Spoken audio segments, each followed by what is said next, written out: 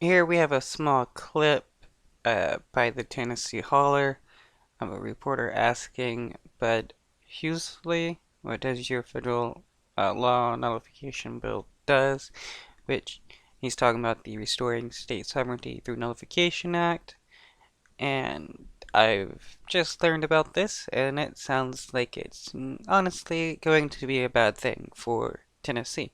Um, uh, because this will allow them to, nullify civil rights bills and voting rights bills, anything that they don't like passed by the federal government, and allow them to remove. And if you don't know, in Tennessee is a heavily right-wing state. What's the nullification bill all about? It sets up a template. The governor or speakers or legislators or citizens, county or local municipalities can request an evaluation for a nullification. Deals with blatantly unconstitutional edicts that come out of Washington, and it triggers the legislature to vote on it. So it's a way to sort of undo federal laws that we don't want? No, not that you don't want. No, I mean the state. Not that the state doesn't want. Federal edicts or laws that are blatantly a violation of the Constitution. According to the Constitution. Right, but who decides that? I guess I'd want. Well, you'd have to debate that on the House floor. Okay. Yeah, he doesn't want to say, but yeah, it's going to be the General Assembly that's going to be making the decisions on, what laws would be nullified and stuff. So yes, whatever the racist people don't like, they will remove. But that's what the bill does. It triggers a debate.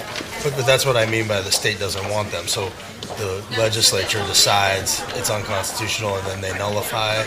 Yeah, you say we're not doing that here. Does it go to court or what happens? Well, I don't know what will happen as far as a court issue afterwards, but nullification's not new. You've got 22 states in the United States that nullified 40 different federal laws dealing with marijuana.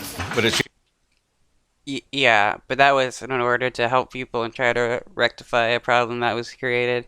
That's not going to happen in Tennessee. He wants to try to bring up an example of something good that happened with nullification, but people in Tennessee, the lawmakers in Tennessee, they're not looking to do anything good with a bill like this. Yeah, it's when a state says we believe you've got constitutional overreach and we're going to choose to decide whether we're going to agree with it or disagree with it. Do you have any laws in mind? Oh, there's probably several. One of the biggest ones that I was looking at actually was we'd had this in place when Biden ordered every employer in the state of Tennessee that had 100 plus employees that they would force this vaccine on them. Or I hope we would have, and said no. You're not doing that to Tennessee people.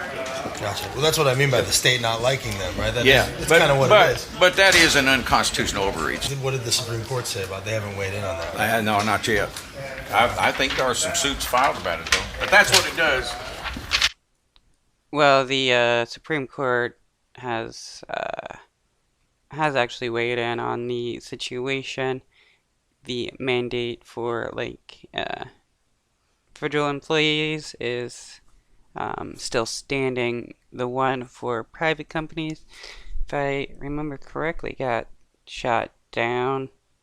But at this moment, no Supreme Court is going to hear any more cases about vaccine mandates or anything, because it's all been decided on what's constitutional and what's not, and they're just tired of people trying to bring frivolous lawsuits when they're not needed anymore. But what's going to happen with Tennessee in this bill is that they're going to take down all the civil rights bills that were passed to protect black people, all the federal anti-discrimination laws that are used to protect trans people and LGBTQ people.